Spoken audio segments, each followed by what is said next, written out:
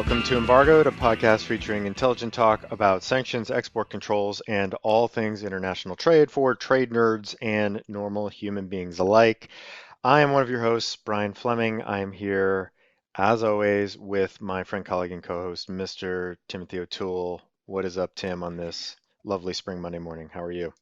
I'm very good, Brian. It's the day after Easter for those of you who celebrate Easter. It's beautiful Easter Monday. I think it's a holiday in a lot of the world as well. It is indeed. It is indeed. Also, Passover has just concluded as well. So, for Exactly. those who celebrate Passover, happy. So, yes, happy Monday, happy spring, happy holidays if this is a holiday weekend for you. Welcome back to Embargoed.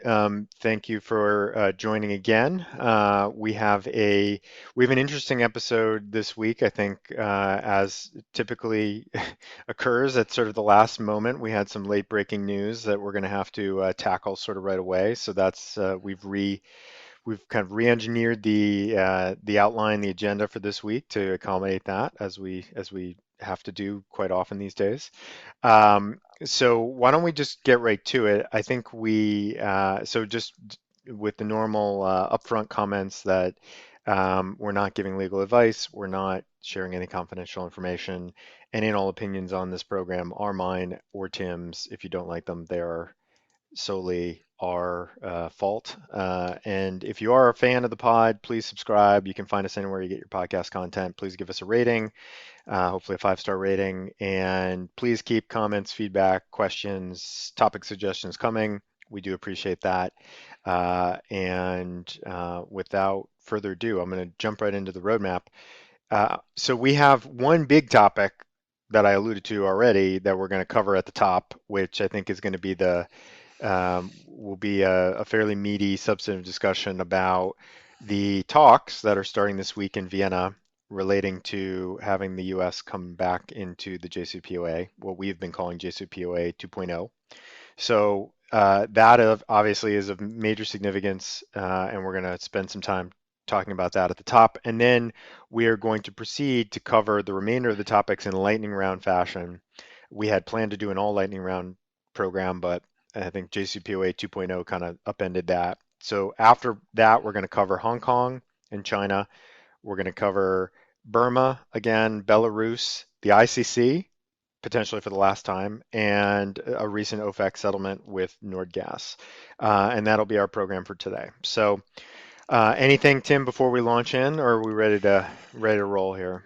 No, I think we've been waiting for JCPOA 2.0 for a while, and there have been some steps toward it, but I'm excited to talk about what looks like the first major step towards JCPOA 2.0.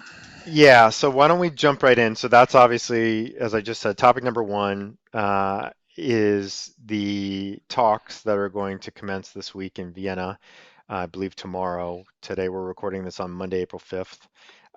And so this just came about at the very end of last week. There was a meeting held between all of the JCPOA, the original JCPOA participants, the Joint Commission, and without the U.S. to discuss the prospect of the U.S. coming back into the deal, and the flip side of that coin being Iran coming back into compliance with their obligations as well. And what has been decided is that, and that obviously all parties have been sort of dancing around this for the past few months, as we have talked about extensively. The Biden administration has signaled that they are highly interested in getting back into the deal, uh, assuming that Iran will get back into compliance on their end of the deal. And so there have been some preliminary back and forth and signaling and indirect messages being passed. And now we finally, it seems, have some talks that are starting, albeit indirect talks. And that is important to note that it is not as if, for those who are not following this closely, the U.S. and the Iranians are not going to be sitting across the table from one another in Vienna. They are going to be essentially, this is the way that mediations work, is you go off in your separate groups, and there'll be a group working with the U.S. and a group working with the Iranians, is the way it's been reported. And there's a hope that they will come to some common ground in terms of what each side feels that they need or want or is willing to give in order to really kind of relaunch the talks in earnest to get a deal back on track and to get everybody back into the deal. A few things just to note quickly at the outset before I sort of throw this back to Tim. And I think as you may expect, there's a lot of questions that now flow from this, which is I think what we want to spend the bulk of our time talking about, is doing as we like to do, doing some prognosticating and some brainstorming about what we think we're likely to see here over the next weeks and months. And the one thing that is working in terms of the clock on this is that the Iranians have an election coming up in June.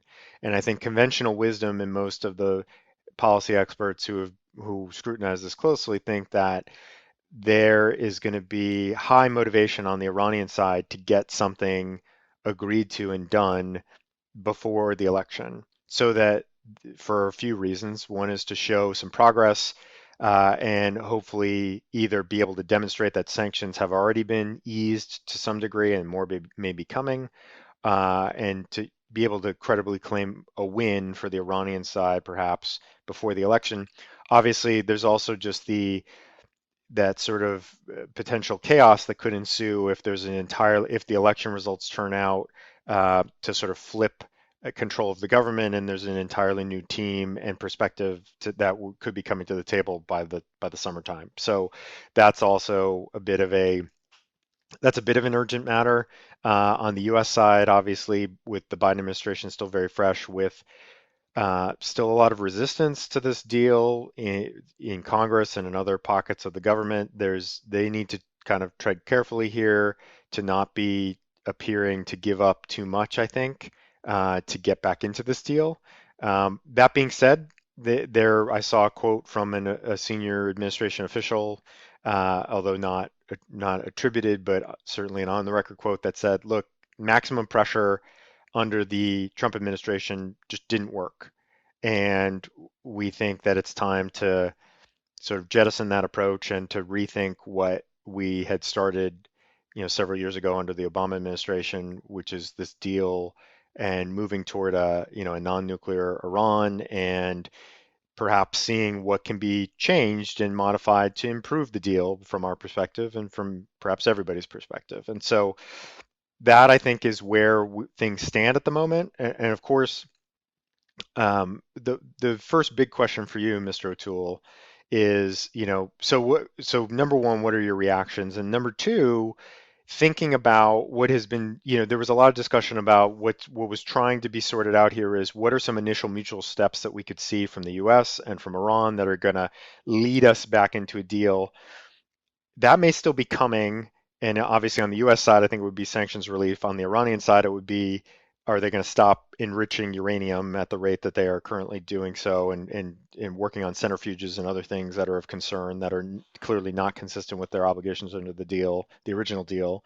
But now there's also some suggestion that perhaps the both sides are willing to just kind of jump ahead a bit and sort of say, well, what is a deal? What is JCPOA 2.0 really going to look like? Let's just get down to it and figure out in at a high level what is this all going to look like? And obviously, even with the time pressures that I just outlined, this is going to take some time. I can't imagine this is all going to come together in a matter of weeks. This is going to be months in all likelihood. But that being said, it's not out of the realm of possibility that there could be some broad understanding at a high level of what a deal might look like in the next few months, and then it'll take a little while to kind of get the details hammered out thereafter. So let me stop there and throw it to you. What are your initial impressions about what's being reported, and what do you expect to see in the short term?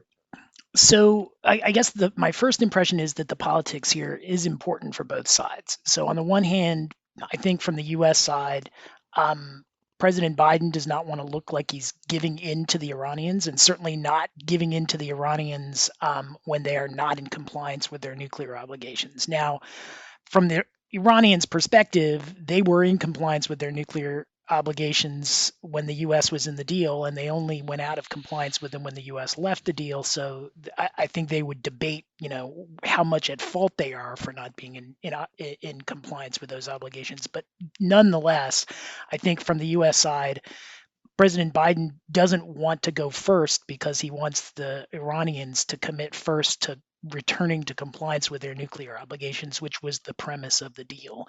So that politics are important from the US side. From the Iranian side, I think it is important for the current government with the elections upcoming to show that it can get sanctions relief, that the economy, I mean, Iran, like the US and like many other countries, was hit very hard by COVID-19. And the economy took that plus the sanctions hit. And I think that the current government needs to show some progress and some quick progress, and getting sanctions relief would be a big boon to them. And so the real question in my mind on the politics is, that all of that is really pushing towards a quick deal. On the other hand, it's unlikely that anything really quick can happen, in part because kind of my second impression is really that the obstacles that the Republicans generally, but President Trump at the end of his term, put in the way to returning to the JCPOA are real. And what I mean by that is, so President Trump at the end of his term imposed all sorts of new sanctions well beyond those that were in existence and that were covered by JCPOA 1.0. And so when you're trying to go back into the JCPOA, you can't just jump right back into it, because which sanctions get lifted, which new sanctions get lifted? Presumably all of them. I mean, I think that's probably the operating premise, but the JCPOA didn't address some of the sanctions that were there, and it was very detailed about what you did with particular sanctions, and who came off lists and that sort of thing. So there's going to be a lot of work to be done to address those sanctions. It's not going to be just like they could just slip the JCPOA back into place, because it was too specific about which sanctions were lifted, and there's lots of new sanctions that it couldn't have taken into account at the time because they didn't exist at the time. The other thing that I think, opposition to the deal on the U.S. side was in part based on the fact that it was it was a temporary deal. It was only 10 years, and it's being portrayed in the media now, I think correctly, as very tough measures on the nuclear side, but in exchange for temporary sanctions relief. I mean, now it's down to 4 years. I mean, the JCPOA was signed in 2015, and I think the obligations expire in 2025. Do you go back into the deal for only a 4-year commitment is a really, I think, tough question. And from a kind of an optics standpoint, I really see it being difficult for the Biden administration to essentially sign an agreement that expires in only 4 years and lift the sanctions in the process. And so I think there's going to have to be some discussion about whether you make those sanctions or whether you make the agreement longer term. Do you make it permanent? I mean, how do you deal with the timing issue is really another concern. And I guess the third impression is, and this is kind of from looking at related news, is that I think we said when the U.S. withdrew from the JCPOA, not on the podcast because there wasn't a podcast yet, but we were out and about. I think we were over in the Far East talking about the JCPOA when the U.S. withdrew from it, and we said at the time that China would be the big winner in this. And China is signing trade treaties with Iran as we speak, and has been engaging in oil trade with Iran, potentially sanctionable, but oil trade with Iran throughout the U.S. withdrawal from the JCPOA. I do think that really changes the dynamic of the JCPOA. I mean, I think the Iranians need it from a political perspective because the sanctions have hurt their economy, but they don't need it as much as they might have before, because China is becoming a bigger and bigger trade partner with Iran. And so I think China's rise in connection with Iran trade is really going to affect the dynamic of these negotiations and how much Iran is willing to give up to get either more sanctions relief or just the sanctions relief in the JCPOA. Yeah, just a couple things. So the restrictions under the JCPOA originally that would apply to Iran, some of them are 10 years, some of them are 15 years. So it depends. So there are some that would be a little longer term, even if they were unaltered and we just went back to the original.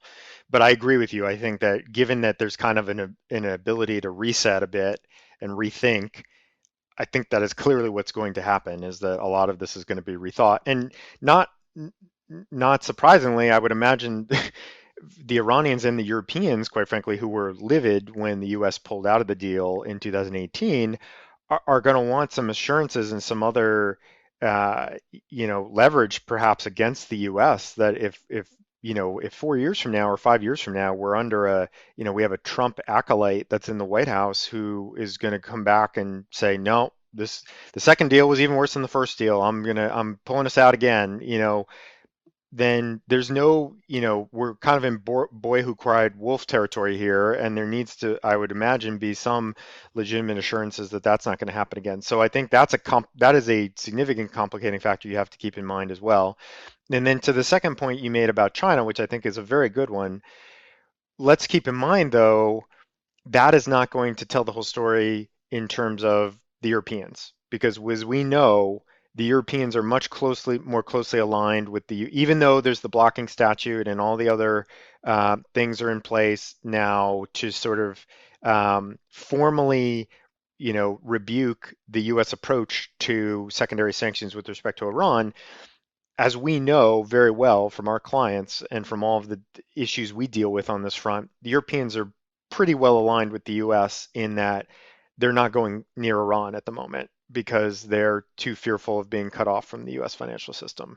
And so, unless or until there is meaningful sanctions relief, that's not going to change. And even if that sanctions relief comes, as part of this 2.0 deal, I think the point I just made about people being a bit gun shy about jumping back in is going to be a real barrier here for a little while. I mean, they were many companies who were, I think, inclined to get back into the Iranian market or to explore the Iranian market for the first time in 2016 were gun shy at that point because they were a little worried about how this was all going to play out. And then obviously that turned out to be because of the U.S. pulling out 2.5 years later. I mean, that turned out to be a bit of a disaster, and at a minimum, just a huge logistical and compliance headache for everybody to deal with, even if it didn't sort of create any kind of wounds that lasted any longer than that.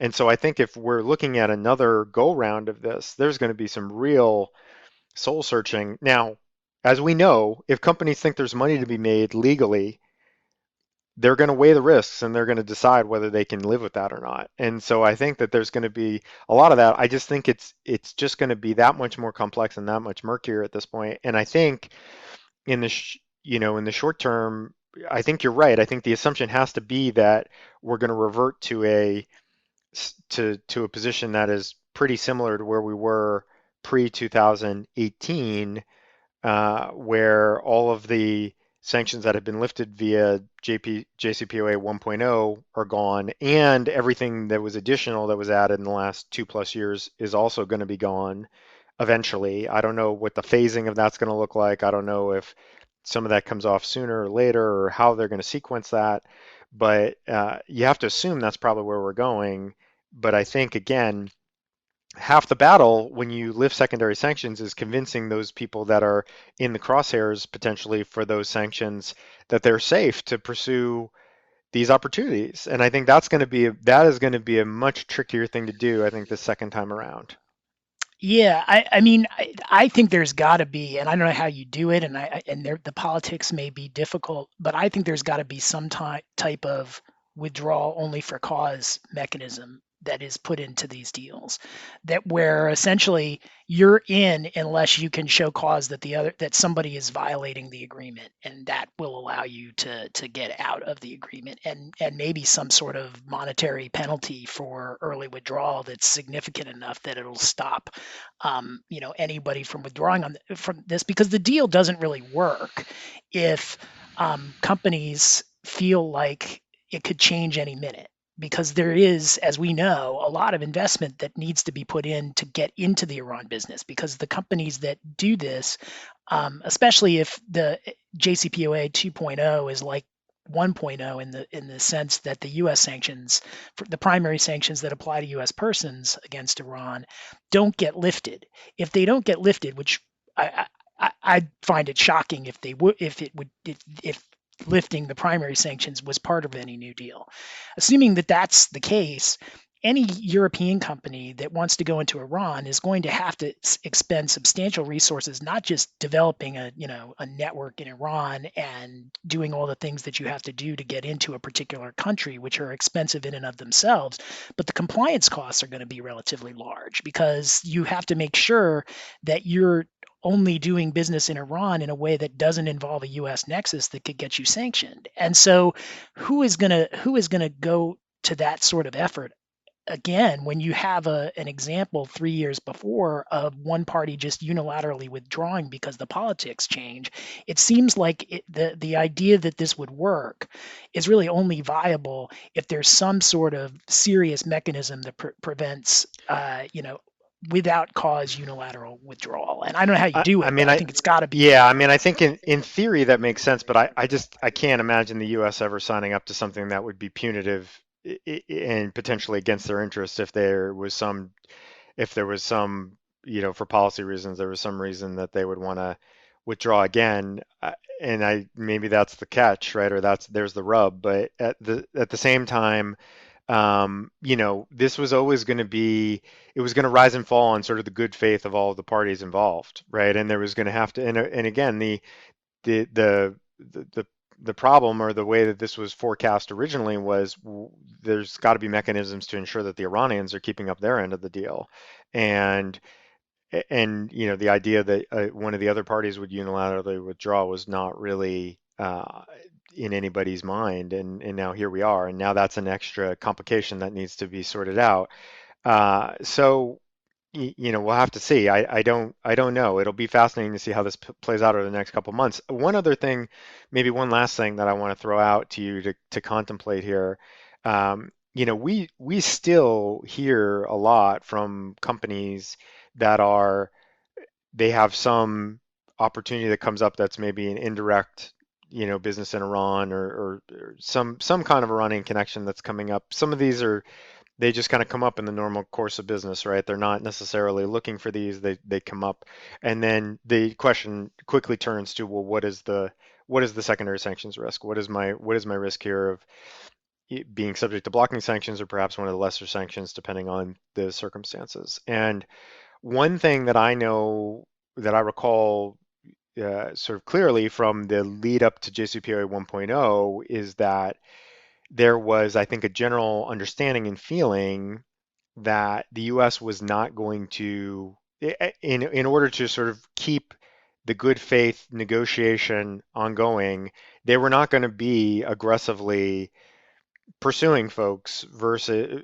via secondary sanctions during the run up to signing a deal, because if these things are going to go away, then you sort of you can't have it both ways. You can't be crushing people left and right for engaging in sanctionable conduct that's covered by the secondary sanctions that are only back in place because we pulled out of the deal, and then trying to negotiate a new sort of a version 2.0 at the same time. So I guess my question is and obviously the caveat to this is it all depends. It depends on the circumstances. It depends on the industry you're talking about. It depends on a lot of different things. It depends on the counterparties. But what do you think to companies out there that are starting to think along those lines, which is, oh, maybe that deal that I thought was risky 6 months ago or a year ago, maybe it's not as risky now if I wanted to revisit that.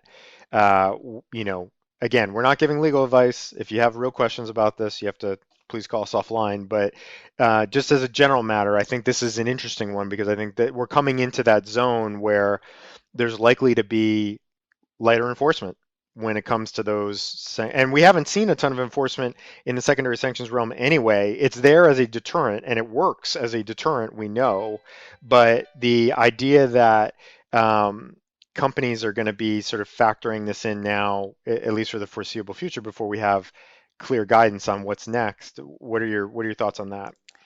Yeah, I mean, I think it's an interesting question for companies because, as you pointed out, Brian, the enforcement risk, even during the maximum pressure times, was pretty low, particularly for European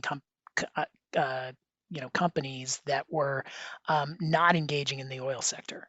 So I can't really think of any examples of companies that got sanctioned for doing any of that business, and yet Iran was selling at least some oil during that whole time period. And so um, y- you know I tend to think that if you're making a risk-based decision as a company as to the likelihood of enforcement of secondary sanctions under the Biden administration, which is actively trying to repair relations with European countries and its European partners in NATO, which is now about to start engaging in indirect talks to go back into the nuclear deal where secondary sanctions are lifted. As a practical matter, not giving legal advice, but as a practical matter, you could make a decision that the enforcement risks are very low. That said, they're not going to be zero until the sanctions are lifted. And the problem is that although the chances of any one company getting hit are small, that if they do get hit, it's basically a death sentence for a company that relies on the U.S. financial system. And so it's like how risk averse are you?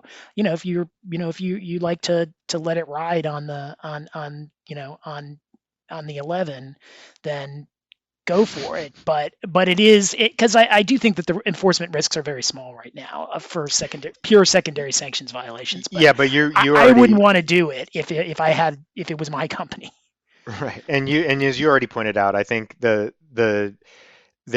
there seems to be a very low likelihood that we're getting rid of more than just the secondary sanctions. I think we might be back in line with kind of where we were again 3, 4 years ago during the beginning of the JCPOA implementation the first time around.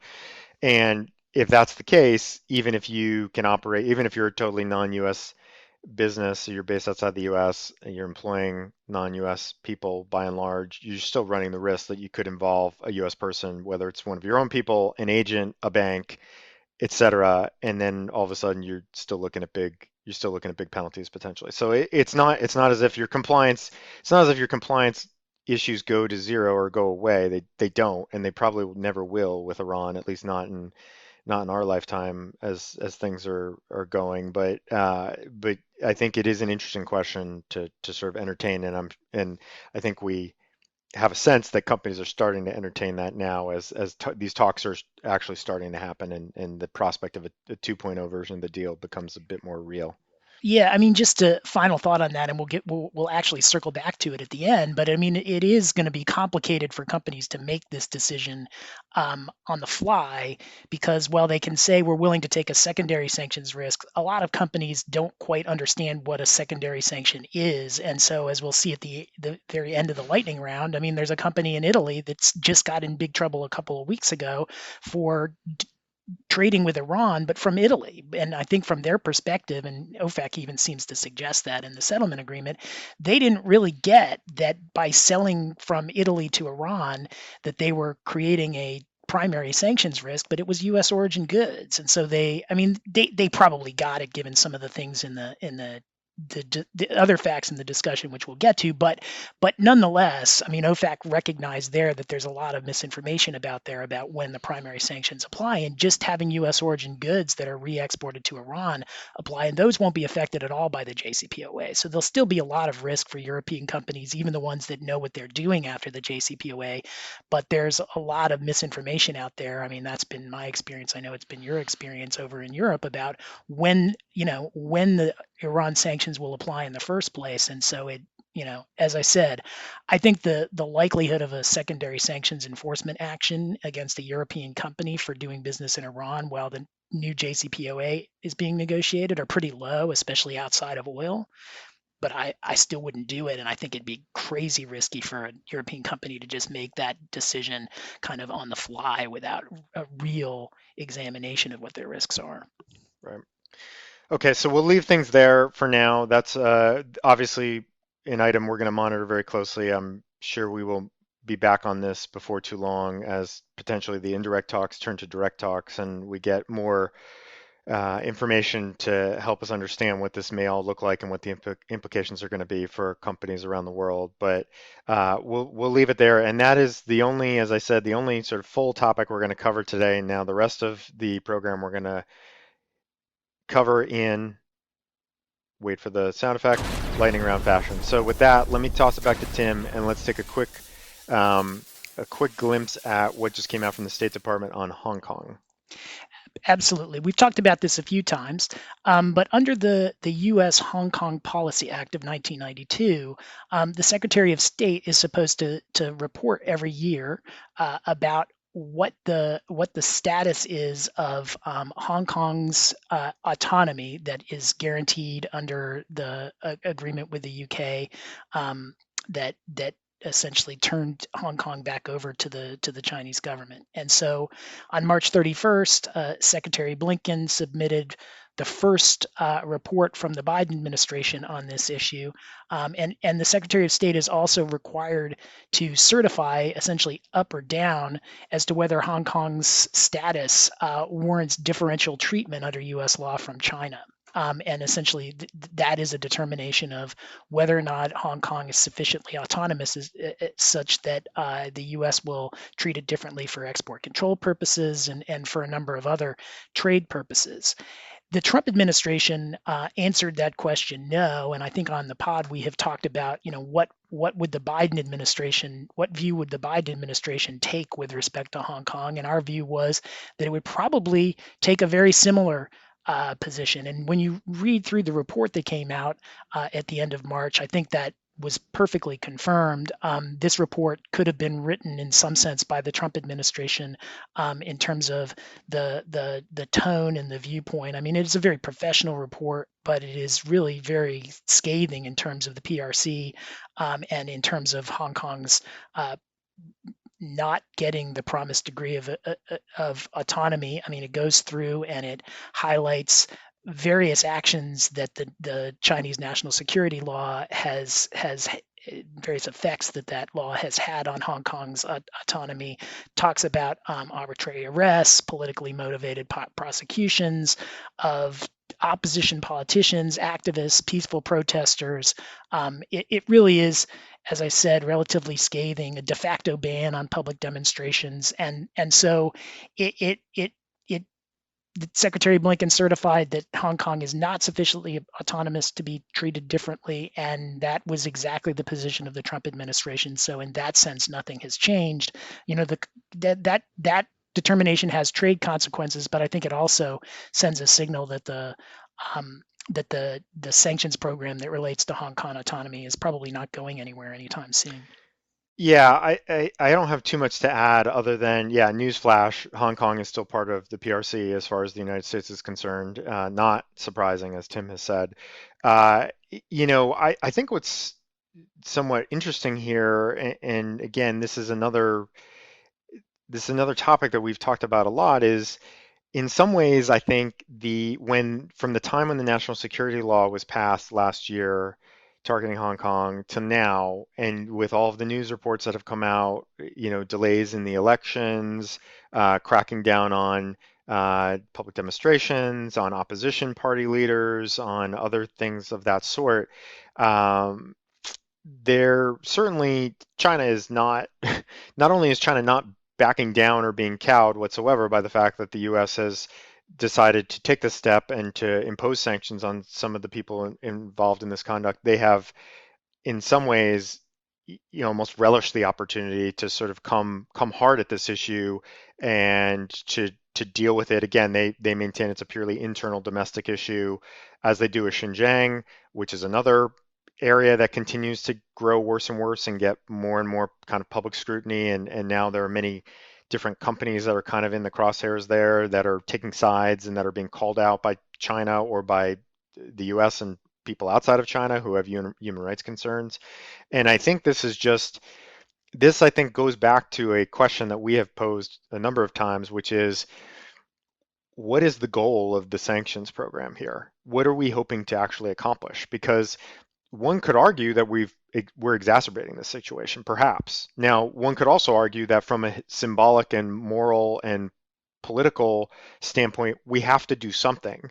So we are doing what we can to impose sanctions on the people that are responsible here, and same with Xinjiang.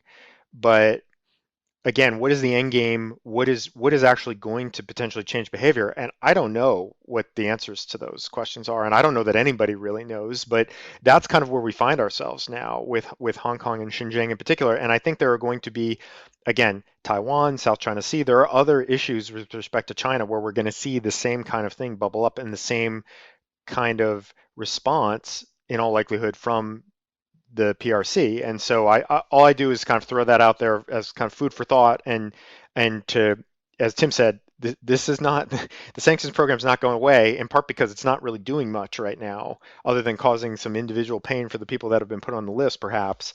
And if there's a change in approach or if we kind of steadily just keep this very, these individual designations going and see what that yields, I don't know, but that's really that's sort of what springs to mind here for me. Well, I mean, this is, the one point I just wanted to chime in on because I think it's a really great point is that this does show why you really need to think long and hard before imposing sanctions in the first place or setting up a sanctions program in the first place. Because That's going to be a what, theme through this episode for the next couple of topics, by the right? way. I mean, because what do you hope to, one of the, at least theoretically, when you're theoretically thinking about where sanctions, work best, usually with an economy that is close to the size of yours and that has, that is also open to the world, um, the chances of sanctions doing much are very small because the Chinese economy is just too big. It has too many trading partners.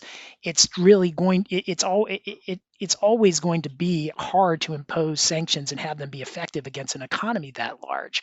And so you have to think long and hard about whether that is the right approach. I guess one other reason that you have to think about that your comment made me think about is once you impose a sanctions program, especially if it's for a really good cause. So, for example, I don't think there's almost any dispute along all of the ideological spectrum in the United States that what the Chinese are doing in Hong Kong is very problematic for a variety of reasons, including the cancellation of an election for COVID reasons when we had an election here where during COVID when the outbreak was just as bad. I mean, it was just certainly and probably It much was worse here. worse. It was Yeah. worse here in the U.S. Yeah. And so like all of the things that the Chinese were doing are not really defensible in Hong Kong, at least from a U.S. perspective, and that is not a left or right issue. So there's no dispute here that this is bad. Once you when you impose sanctions for that, there's really politically no way to lift them because it's going to look like you're condoning what's going on in Hong Kong. So that's why it's another reason why it's so important to determine, whether or not they're worth imposing in the first place. And another problem with I think the Trump maximum pressure philosophy was sanctions have no cost, and so we're going to just impose them every time we're upset about a foreign policy issue. And again, we'll talk later in the segment about whether they are reversible because sometimes they are, but they're very hard to reverse in situations where everyone agrees going in that there is a real problem here and everybody agrees on kind of who the culprit is, because you can't look soft by lifting the sanctions against the culprit without sending a message that we don't really care about Hong Kong. So I'm not advocating for lifting them, but once you decide to go down that road, you certainly have a hard time ever coming to the conclusion that they're not worth it. Yeah, and again, just to wrap up here, I mean, perhaps the symbolic value of this is enough at this point, perhaps, and perhaps we're willing to deal with the collateral consequences of that in terms of angering the Chinese to make a point, make a statement, take a moral stand on this issue. That might be enough, honestly, and the practical benefits are, it seems minimal at the moment, but that might be enough. So in any event, that's sort of a big picture item that I think we'll come back to again. But on this front in particular, I think it's really it's really a notable aspect of it that I think needs to be thought about and considered. So with that, let's move to lightning round topic number two, which is Burma. And here too, I think we're dealing with some of those same types of issues we talked quite a bit about since the executive order came into place shortly after the coup. What is the end game here for the U.S.? What is the strategy? How aggressively are they going? Is the U.S. going to pursue sanctions? Well, a little less than 2 weeks ago, there was a new, and of course, the backdrop here is that things continue to get worse. That the conditions continue to be worse, that the violence perpetrated by the military continues to persist, and it is really pretty disheartening to see the news coming out of Burma these days. But a little less It than two is weeks ago, grim. I would say yeah, grim is a good word for it I because think it that's just not an looks over. awful. Yeah, that's not an overstatement. And so, a little less than 2 weeks ago, we had two additions to the SDN list under 14014, the Burma EO, and those were pretty big ones. This is the two military holding companies that we've alluded to previously. This is Myanmar Economic Holdings Public Company Limited, MEHL, and Myanmar Economic Corporation Limited, MEC. They were both added to the SDN list on March 25th. And this is significant to some degree because they cover a huge swath of the economy. MEHL is involved in banking, trade, logistics, construction, mining, tourism, consumables. MEC is a similar array of industries that they're involved in as well. And as reported and as stated in all of the public statements and the press release that accompany the designations, this is money that goes straight into the pockets of the military leadership. And so it's clear the reasons why these two companies, these two conglomerates would be targeted. Now, this sort of the knock-on effects of this, the secondary effects, hard to calculate because I think there's in all likelihood going to be some pain felt by the Burmese people, by the populace of Myanmar here because of how broad these conglomerates operate in the industries that they operate in, and given that there was a GL, there was a general license that was issued, General License 4, that allowed for wind down activities with these companies in their 50% or more owned subsidiaries through June 22nd. So there's quite a bit of time on the wind down front, but we know certainly from the questions we're getting and the conversations we're having, I think more and more companies, more and more interests are thinking about having to pick up and just leave Burma behind and treat it again as it was treated, 10 years ago, when before there was some move toward democratization, and it's kind of a sad state of affairs. But I think in the incremental progression of what the U.S. has trying to do here, this seemed to be the logical next step. I think we could see more entities like this that kind of play similar roles in terms of generating revenue for the military. I wouldn't be surprised if we see more of that. I don't think we're going to see maximum pressure again. I still don't think we're going to see that, as we've said, and as this administration has kind of dismissed as being an effective strategy because for a variety of reasons, not the least of which is the toll it takes on the civilian population in the country. But I do think that this as the trend continues to uh, get worse and worse on the ground there. I think there will be more and more of these types of actions, and I think as a result, we're going to see more and more companies have to make decisions about whether they can continue to do business in Myanmar. And I think that's going to be some have already, I know, made the decision that they're going to be treating them, they're pulling out altogether. But I think this is a rapidly evolving situation. A lot of companies are having to wrestle with this right now. Yeah, I mean, the situation there is grim because apparently the generals have decided to kind of come out from behind the screen again and seize power. Um, it is, I find it astounding. I mean, we knew this beforehand, but this designation has caused me to look at it more closely. That the generals, having ruled there for 40 years, have used part of their rule to acquire these huge economic conglomerates who's are then owned by the Myanmar military and pay dividends and salaries to high level Myanmar military leaders. I mean, this is not a secret, and so these are the company. To me, that is just the level of corruption that it suggests is pretty shocking, but it does allow for a pretty effective sanctions tool because if you own these big companies, they can be the top target of designation and you'll just be punishing the generals, at least mostly be punishing the generals, as opposed to the sort of embargoes that take place in Iran or Cuba, where you're punishing everybody because the whole country is essentially off limits as opposed to particularly targeted industries. Now, how much effect that will have remains to be seen. It could be quite a bit. I mean, Burma is a smaller economy, obviously, than China. It's the type of country where sanctions can work, and in fact, arguably did work in the past. The last time around, when the U.S. and other countries sanctioned Burma to the point where the military, at least for a little while, was willing to hand over power to a civilian government. So we'll see if they work here. They do have a better chance than, in my view, than the sanctions against a country like China,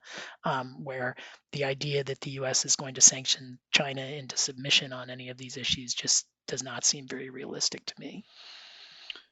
All right. So from Burma, let's transition to lightning round topic number three, which is one we don't touch on often, Belarus, and I'm going to throw back to Tim for that one. I think this may be our first foray into the Belarus sanctions program on embargo. We might have had a It may trivia be. question It may on it be. once, but apart from that, I don't think we go there much. But Belarus was sanctioned for human rights violations. One asked in the past, there is still a Belarus sanctions program. It has been relatively dormant in part because Belarus was making progress on human rights issues, at least from the view of the State Department, and had made such progress that in 2015, the OFAC issued a general license for 9 state-owned industries in Belarus that were on the SDN list, but it was basically a general license that said, don't worry, if they're on the SDN list, you can do anything that you normally could do with these companies and treat them as though they're not on the SDN list. So it was basically a general license that took out all of the effect of these companies being SDNs, and it's been extended annually until relatively recently, when it was extended, I think, for 2 years, maybe even 3. But it's set to expire in the end of this month, and April 26th, I think, is the date when it's set to expire.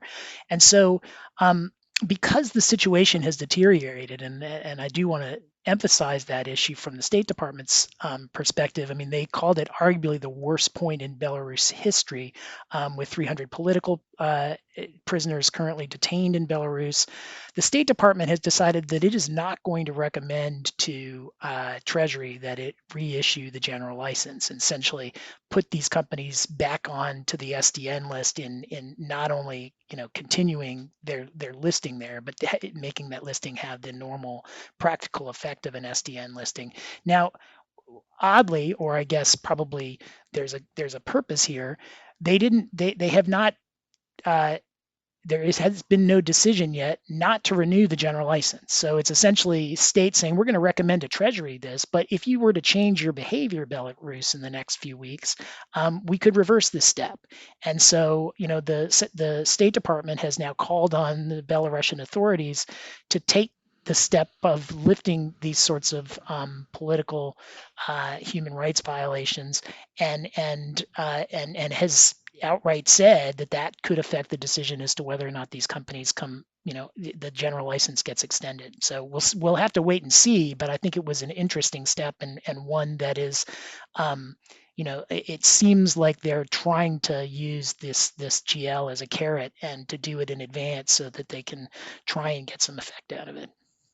Yeah, this is an example where there is a clear plan here, which is we're going to leverage this general license, which impacts 9 state-owned petrochemical companies that are important to the Belarusian government, and make it clear that you're not going to get another 12 or 18 months of GL coverage unless you release all these political prisoners. And for those who weren't following, there was an election last year. The ruling party, the ruling president, who's been in control of the country for decades now, is largely thought to be fraudulent and rigged, and opposition party opponents were kept off the ballot, and people were prevented from voting, and all kinds of things. And so there were a handful of sanctions that were issued late last year under the Trump administration that were targeted at some of those activities, but this is obviously a broader swing to try to get some movement here and to get the release of these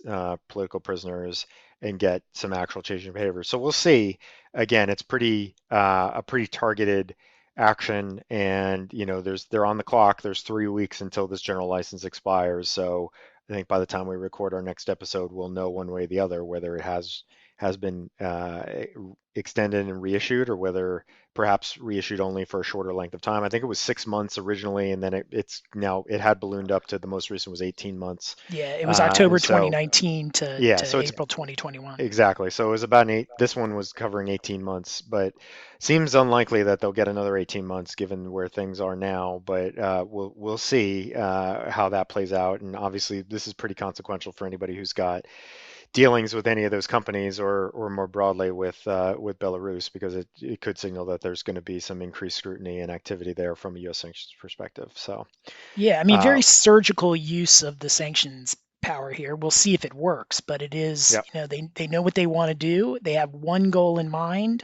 It's a country that they've found some, companies that are susceptible to sanctions and potentially could be very hurt by them, and they've used that as leverage. And that is, I think, textbook use of the sanctions power. Now, whether it will actually change behavior is remains to be seen. But I think that's the whole point: is they're trying to change a particular type of behavior, and they're using sanctions in a way that, in their view, has the most likely chance of doing it.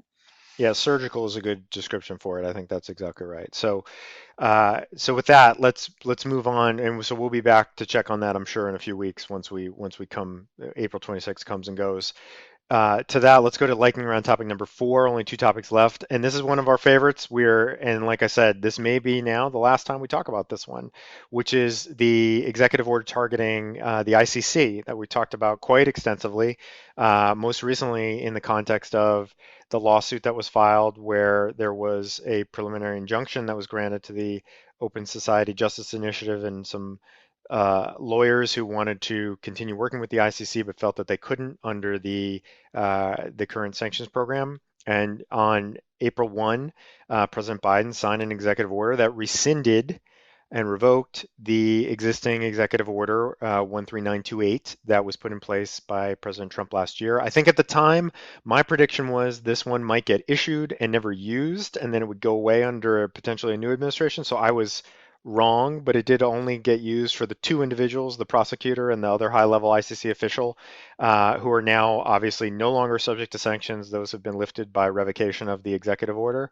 And I think this is a move that's being applauded by allies, certainly all the signatories to the ICC, and other kind of international justice and human rights groups who saw the Trump executive order as being just completely counter to U.S. values when it comes to international criminal justice and human rights initiatives. I will say, though, and this was announced, Secretary Blinken made a big announcement about this on Friday about the revocation. But both in President Biden's statement accompanying the executive order and in Secretary Blinken's statement, they were quick to point out that they still don't agree with what the ICC is doing, particularly with respect to potentially investigating U.S. troops in Afghanistan and Israeli forces in Palestine, as those are kind of the two central events that sort of raised the ire of the Trump administration with respect to the ICC. So there is certainly no love lost, I think, with the ICC, but in keeping with perhaps more traditional approaches, I think they've signaled that sanctions is not going to be the way that we're going to try to deal with this. And I think that we brought this up at the time, and I think this was called out in some of the articles that were commenting on the revocation. When the US is going to use sanctions to literally go after every foreign policy action anywhere around the world that it doesn't like, it's going to run the risk of just devaluing the tool and also encouraging copycat actors. They were citing China's recent actions um, to go after people in a similar regard, and basically saying the U.S. you gave China the idea to do this because once you do it, you have no moral high ground to claim that this is something that you shouldn't nobody should be doing, and we should be respecting these institutions. So I think this is something that we've been focused on quite a bit. I think this administration is very sensitive to and is trying to sort of unwind as quickly as they can to preserve the credibility and the utility of the sanctions tool, certainly. And so there's kind of a lot in this, but again, and also I should add, there was a filing deadline in that Open Society Justice Initiative court action that was coming up this week. So I think the timing here is no accident. I think they didn't want to have to make a substantive filing in that case. They wanted to be able to say the case is moot because the executive order is now gone. And so that is, as we've seen in a couple of other instances, that these court deadlines can be big drivers to actually shift policy. So to any of you enterprising sorts out there who want to kick around these ideas or explore these ideas, I mean, we talk about this all the time. I think it's worth thinking about. If you do it in the right way, you can actually spur some action. So let me stop there and throw it to you, Tim. What are your sort of quick thoughts on the ICC EO going away?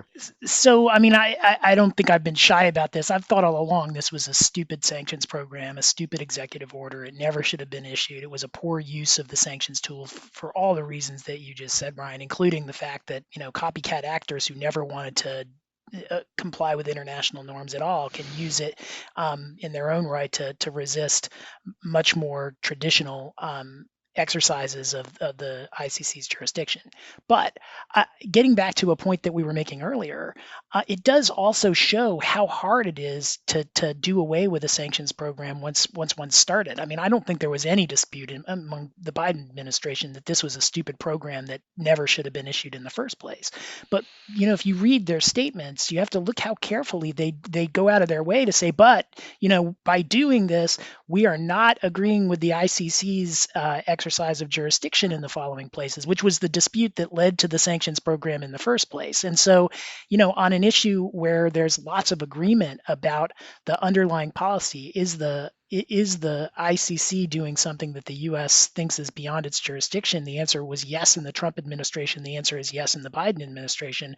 But the difference is that the Trump administration imposed sanctions for that, and the Biden administration said, no, we're going to deal with it in other ways. But even there, it was politically hard to do on an issue. I think this issue is minor enough that they were willing to take the political risk.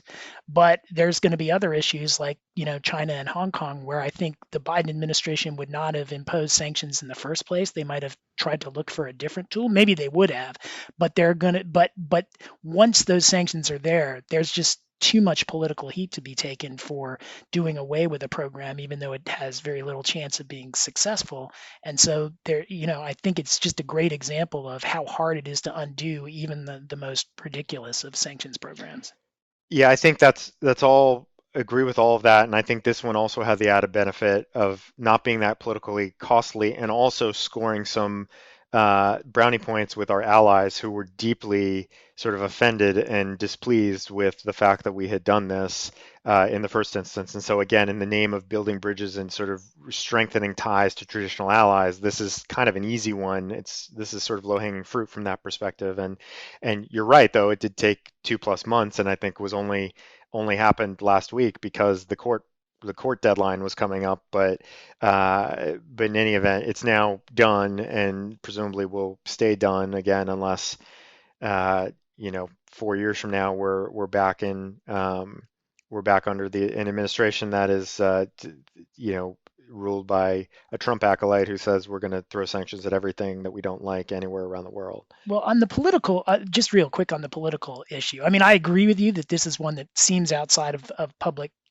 concern. So I doubt that they'll pay a political price. But boy, you could see, a very Machiavellian ad maker who runs the ad that says, Joe Biden allowed some bureaucrat in Brussels to throw U.S. troops in jail by, taking this Right. sort of action. And so Yeah, I think there that's is some fair. political risk to it. That's fair. That's absolutely fair. I could totally see that. And, come summer of 2024, we may see that ad, and it's going to be your fault for suggesting it. Um, be that as it may, I think you're right. The I'm cost guessing there benefit were here, others who would have come up with that ad. yeah. The cost benefit here, though, I think is kind of it makes it somewhat of a no-brainer. And so I think now that this one's done, and presumably this is could very well be the last time we ever talk about the ICC sanctions program. So goodbye and good riddance from that perspective. And with that, we're sailing along here. We're on our final topic of the day. I'm going to kick it back to Tim so that we can talk briefly about our recent OFAC enforcement action. As he alluded to earlier, an Italian company called Nordgas. Italian company called Nordgas was hit with a $950,000 penalty. It agreed to that in a settlement that was announced on March 26th. As I mentioned, it was a case involving the Iranian sanctions, where Nordgas, which is a company in Italy that produces and sells components for gas boiler systems, it makes air pressure switches, and it sold 27 air pressure switches to Iran after purchasing them from the U.S. I think the OFAC found the conduct here to be egregious. I think what they found to be egregious about it was that in 2010, the Italian company called the U.S. Manufacturer and told them that what they were going to do with the air pressure switches, and the U.S. manufacturer said, no, we can't have anything to do with air pressure switches being re-exported to Iran. That would be illegal. And so 2 years later, Nordgas calls back and says, well, we'd like those air pressure switches and we're going to re-export them to some company in Italy. There was a discussion about, well, why don't we just deliver them to that company in Italy and save you the hassle of having to get them and then send them there yourself? Nordgas said, no, hold on, just send them to us and we'll take some action with them. And the action that they took with them was to re-export them to Iran, which is what they had originally told the U.S. company they were going to do in the first place. And so those were 27 violations of the Iran sanctions, one for each air pressure switch. The under the OFAC penalty calculations, the fine would have been quite substantial, but it came down to 950,000, 650,000 of which was suspended, assuming that Nordgas completes its compliance commitments, which are similar to the compliance commitments that we have been seeing relatively frequently from OFAC. The interesting, I found the compliance considerations discussion of this quite interesting, in part for the way that OFAC framed some of the risks. And so I did want to quickly touch on all of those.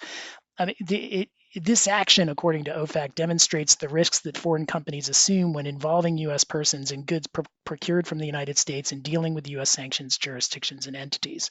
Foreign companies involved in such trade should understand OFAC's prohibitions can extend not to just U.S. persons, but to their foreign trading activities as well. Obfuscating the involvement of a sanctioned country or a person in a transaction by falsifying the names of end users or other parties does not insulate either U.S. or foreign persons from potential liability. I mean, I think these are principles that are known quite well to us, but I also think these are principles that we see in our practice are not known as well overseas. And so I think what OFAC was getting at here was, if you are sitting in Italy dealing with Iran, you might think that your conduct has nothing to do with the U.S., but if you're buying goods from the United States, the U.S. keeps jurisdiction over this sort of thing. The other item that I found relatively interesting here is the discussion of a foreign company's risk-based compliance program for U.S. sanctions, and there was some emphasis on this. And so, OFAC has done a series of OFAC compliance commitments. I think those were mostly engaged at U.S. companies where there is a U.S. nexus, but I think this emphasizes that foreign companies really ought to be paying attention to these principles too. And maybe there's some modification since they are not a U.S. company, but they are going to need an effective compliance program, one that really looks at what sales and other personnel are doing with respect to their products and whether or not there is enough of a U.S. nexus that the U.S. sanctions are applicable to the conduct.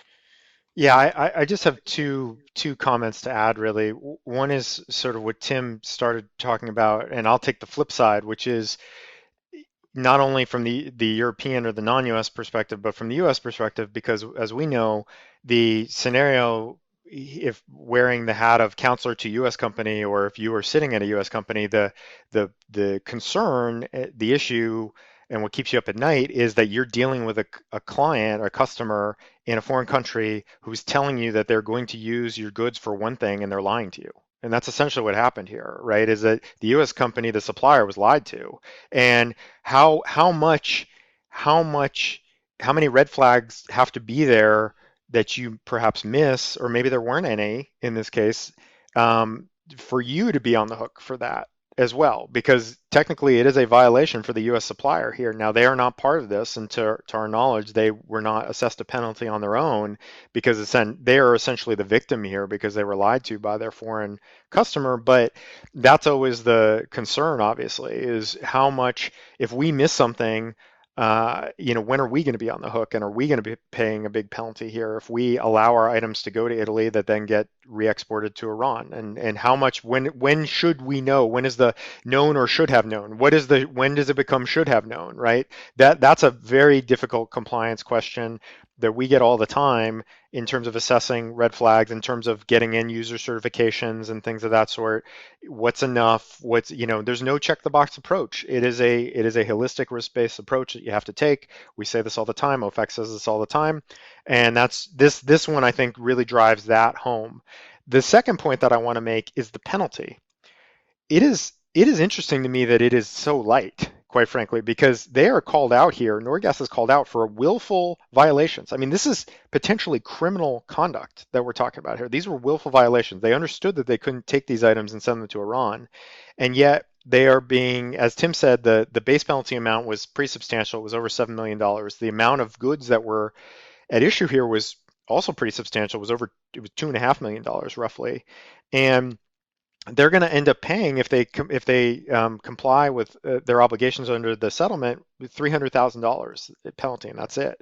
Now they have a 5-year obligation to provide annual reporting to OFAC, which is pretty significant, is going to be a significant cost, and perhaps that's how the math was done, is to say, well, look, if they have to do this and they have to invest in that and they have to have their own internal people and outside consultants and lawyers helping them with that, then that is probably worth more, that they will spend more than they would pay to us in a penalty, and so let's do it that way. But we don't see this approach very often, where there's going to be a sort of a forgiveness of a penalty, a portion of a penalty with respect to OFAC. So I thought that was kind of interesting, just something to kind of keep in mind and to look for in the future. Not that Tim and I are not on the record as asking for or suggesting that any good companies out there deserve greater penalties, or obviously we're in the business of doing the opposite and trying to advocate for lesser penalties or no penalties for our clients. But it's sort of an interesting approach that was taken here. Yeah, I mean, a couple of things on that, because both points are really very interesting. So on the first point, given that it is a should have known standard, and again, I don't know who the U.S. company was, and I doubt that, given the explanation, that We'll ever anything know. happened Yeah, to them, and that we'll ever yeah. know who they are. But under a should have known standard, the Nordgas told this U.S. company that they were going to reship to Iran. That's red flag number one, right? And the U.S. company did exactly what it should have by saying, no, we can't do that. So that was good. They handled that red flag correctly, but it's still there when they're dealing with Nordgas again. So then red flag number two for the U.S. company, I think, was the U.S. company offered to ship the goods directly to the end user, and Nordgas rebuffed the offer, claiming logistical concerns. That's pretty odd, right? Because you knew that they wanted to ship to Iran originally. Then they claimed that they didn't, and you said, well, why don't you let us ship straight to the end user? And they said, no, no, no, we'll do it ourselves. And then the third red flag, which I have to say, if the U.S. company were to get in trouble, this would be the one that I think would probably push them over the edge. Apparently, Nordgas employees requested that the U.S. company remove the term "Made in USA" from the switches. And so those three red flags were red flags that a U.S. company, from the U.S. compliance perspective, would have to deal with in a situation like this, and failing to catch those could arguably have gotten them into some significant trouble. Even though it's clear that Nordgas was the real wrongdoer here, because Nordgas is the one that is going out of its way willfully to try and conceal the final destination of these products as going to Iran, and they did a number of other things that the U.S. company wouldn't have had insight into.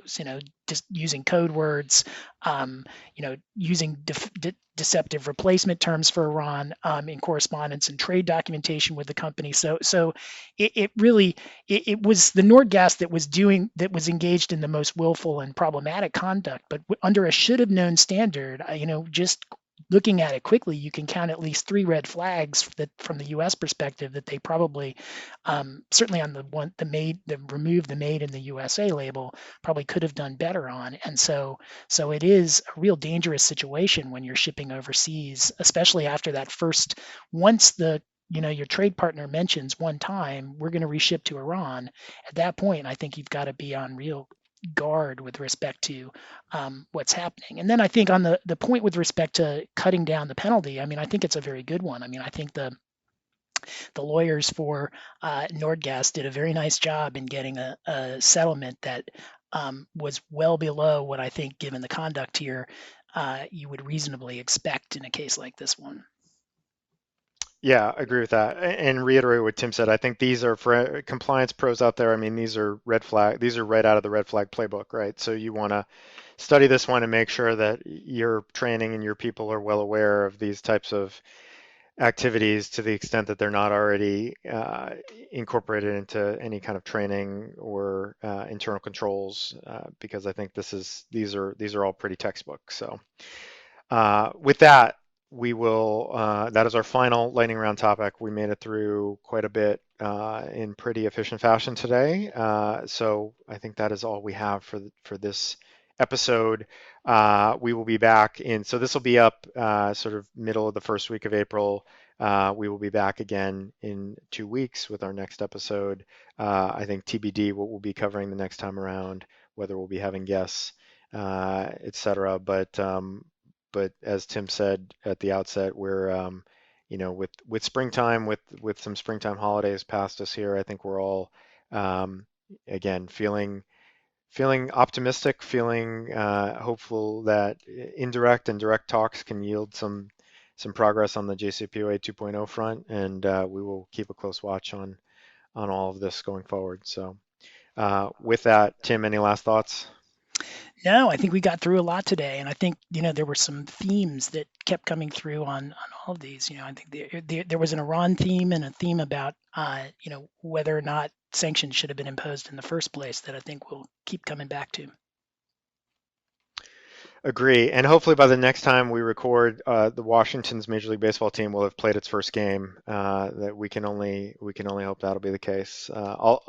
Otherwise, it'll have the ignominious benefit of being the first undefeated team to never play a game in Major League Baseball history, which hopefully will not happen. So I am we got our hoping that fingers crossed on that one as well. by the time this podcast is up, Washington is either playing or is about to play its first game. Yeah, The agreed. For first those one of in you front of outside the United fans since the World Series. That's right. And for those of you outside the United States, forgive us, silly Americans, for talking about baseball, but Tim and I both love baseball and we love the Nationals. So it is sad to see them not have played a game yet because of COVID concerns. But we hope everybody's well and gets well soon, and they're back on the field soon. So with that, we will wrap up for this week. Thank you all for joining. Until next time, stay sanctions free. Stay sanctions free, everybody. Stay safe.